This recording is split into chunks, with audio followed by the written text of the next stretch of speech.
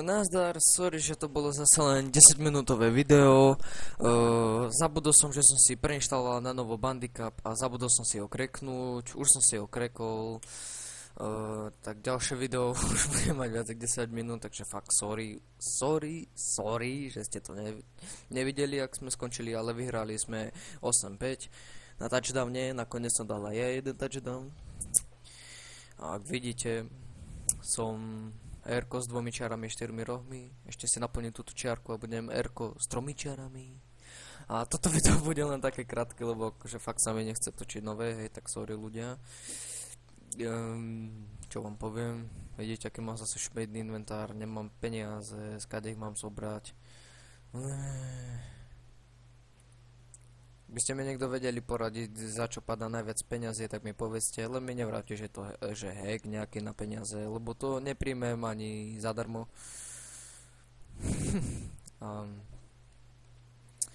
Čo vám poviem?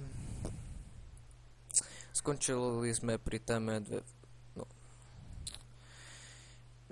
skončili sme pri tej téme, aj ju ukončujem, netreba v nej pokračovať, lebo nechce sa mi. Tak fakt sorry, že je to teda zase na 2 videá. Ešte vám tak skúsim poradiť, hej, podľa mňa, no, keď už natáčam, tak len tak vám skúsim poradiť, že pôjdem do shopu, aby som vám ukázal, no, takže, no. Ak vidíte, toto je tá noobská zbraň Hammer, to je to kladivo. Je to lamerská zbraň, noobská. Ja som ju používal tiež, priznám sa, ale nedlho. Toto Twin Blade takisto, však vidíte, sú čierne, majú modrý plastik, tak hneď vás to môže napadnúť. Čo je toto? Toto je dobrá dika, voláme ju s kamarátmi, že banán, lebo je tak vyzerá ako banán trošku. No keď hráte, tak vyzerá ako banán. Toto je baseballka, to je jedna moja obľúbená zbraň, z obľúbených zbraní, tak. Toto má druhá obľúbená zbraň, pestička, nič není lepšie ako ona. Tento meč, to je podľa mňa najspamerskejšia zbraň, aká existuje. Proste všetci kliknú pravým, to použijete takú tlakovku, to vás tunne a hneď znova, až kým vás nezabijú, proste lamery. A toto je jedna z najlepších zbraní na diaľku, aspoň podľa mňa. Táto zbraň je z Dino Crisis 2, to ešte na Playko 1, ako keď som bol malý, som dusil Playko 1, tak viem, že je to stade. Používam ju dosť často. Toto, neviem, to som používal asi len 2-krát, to je nejaká blbosť. To je niečo, to je taký stak, táto zbraň. Tiež ty strává nejaké guličky, čo sa na vás lepia, čiže úplne tiež noobská zbraň. Toto je AR, to je jedna dobrá zbraň. Počkajte. Takže na chvíľku som pauzol video, lebo mi sem prišla mama. Toto je, neviem, nejaká buchačka, proste viem, že urobí to, no dlho sa nabíja. A keď k niekomu prídete a vystrelíte, tak ho to odhodí a bere to do života. Je to ťažká zbraň. Toto je brokovnica, klasická moja zbraň. Asi si ho aj nekúpim, ešte uvidím. Túto zbraň, fakt neviem, to ani ju nepoužívam veľmi.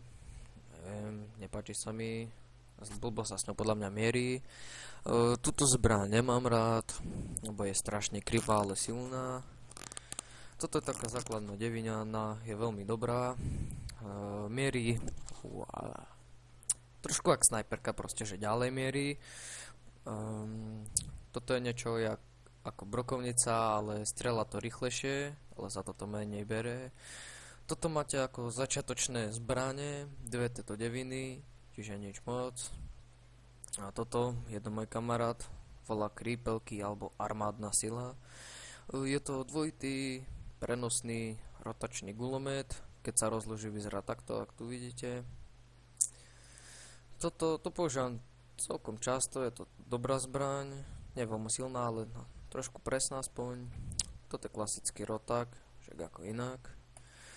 Toto je plazma kanón, akože nepoužívam ho často, podľa mňa je na dve veci. Čo namieríte, vystrelíte, to je všetko. Snajperka, tá vyzerá takto. Samozrejme, že keď si vytancujete tu, tak môže vyzerať aj inak. Toto dáva stuny, to je dobré na touchdown, to dáte tam na svoj touchdown, a keď tam niekto príde, tak mu to dá stun. Toto, to je také isté, až na to, že to nedá stun, ale strela to, ak sa to volá. Sentry gun, proste stojí to na mieste a strela to do ľudí. Toto, ak mám povedať pravdu, ešte ani raz som to nemal, ale už len podľa toho, ak to vyzerá, usudzujem, že to healí. Toto sú bomby, to je na nič, ak mám povedať pravdu, lebo máte len jednu a to, keď sa s ňou netrafíte, to na dve veci. Minshock, to je dobré, keď hráte Chasera Office, čo je na tom dobré, cez steny to strieľa, je to síce noobská zbraň, ale dobrá. Toto, pokiaľ si pamätám, lebo no, teraz čo to hrávam, tak som to ešte nemal, ale predtým sa mi zdá, že to tiež doplňovalo život. A tu máte skilly, napríklad tento skill, že z energie vám to dobíja život, plus 30 healthu, vidíte, že namiesto 100 máte 130.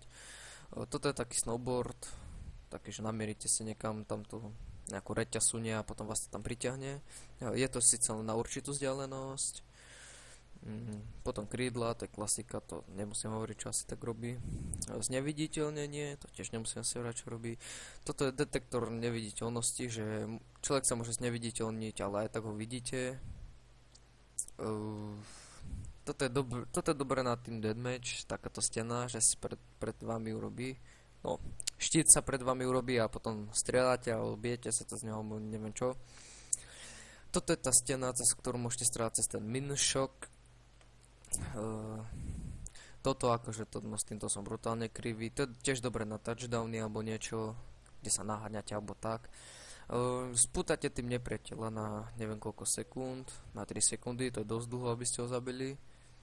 A toto metalika, že skamenete ako keby a doplňa vám to život a ten, kto do vás strieľa, bere vám aj vám život, ale málo a bere to aj jemu, čože je dobré. Čo vám ešte tak poviem, to boli zbrane, nemám čo. Potom no, keď si dáte toto, ale neviem síce od akého je to levelu, tak tu si kliknete, či chcete pre ženu, pre muža, hej, no oblečenie.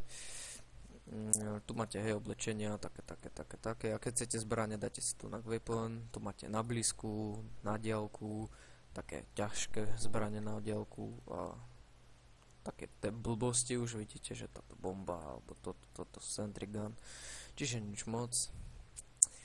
A z týchto dvoch dielov to bude všetko. Zase ďalšie video, neviem, možno ešte tento týždeň, fakt neviem. A čo vám poviem, nič, už ma nič nenapadá. Tak keby niečo, tak ozvite sa. S Bohom!